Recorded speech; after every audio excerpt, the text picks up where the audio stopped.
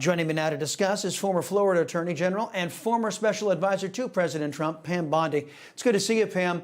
Well, you and I both know the reason why they chose these violations to put Hunter on trial now. They are the least of the allegations against him, and they don't lead back to the big guy. The Trump campaign reacting to the verdict, writing, quote, "This trial has been nothing more than a distraction from the real crimes of the Biden crime family, which has raked in tens of millions of dollars from China, Russia, and Ukraine," end quote. President Trump is right here, isn't he, Pam?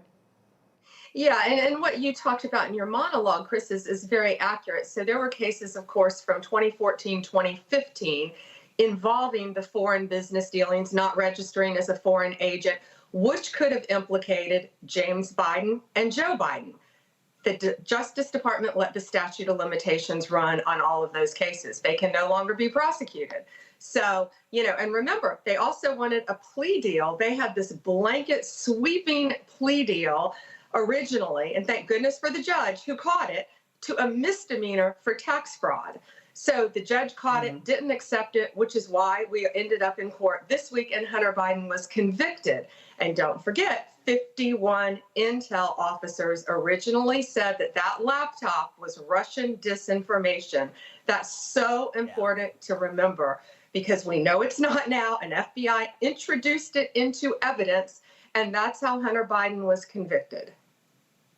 Yeah, well, there you go. And by the way, speaking of statute of limitations running out, you know what? Alvin Bragg wasn't bothered by that. He still went after President Trump, and those statute of limitations ran out. And now President Trump is convicted. So, what does that mean to anybody?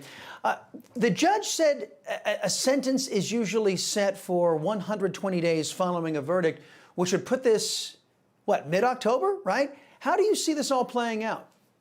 Yeah, and Chris, this judge has been great, not because there was a conviction, but because the judge has just followed the law, kept its standard procedure, didn't hold the verdict until Jill Biden could run back in the room and be sitting there. This judge has just followed the letter of the law the entire way. It was a normal trial from beginning to end, other than we had the entire Biden family sitting in the courtroom the whole time. So actually, I'm very surprised that they came back with a verdict that quick, and it was a guilty verdict. That's typically, and what these jurors have said, they handled it like any other case.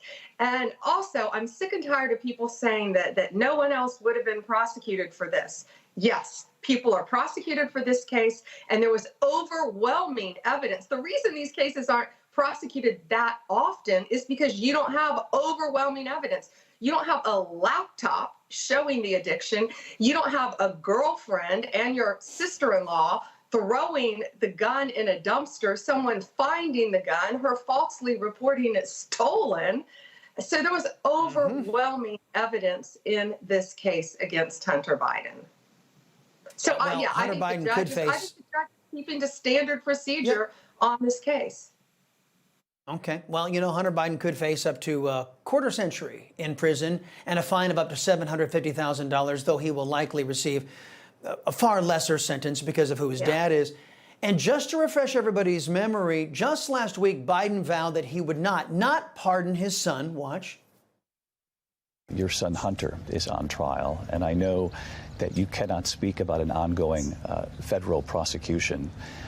But let me ask you, will you accept the jury's outcome, their verdict, no matter what it is? Yes. And have you ruled out a pardon for your son? Yes. You have. Pam, as one of the Salcedo Show axioms states, leftists lie. They always lie. Regardless of the outcome of Election Day, the day after Joe Biden no longer has to worry about the voters, Hunter's going to get that pardon, isn't he?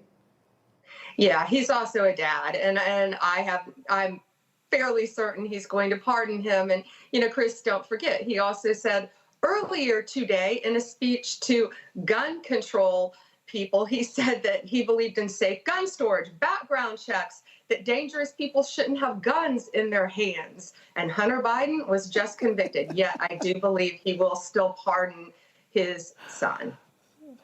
Yeah. Give him credit for having no idea what's going on in the country, even in his own circle. Pam Bondi, thank you very much. Appreciate the legal expertise as always.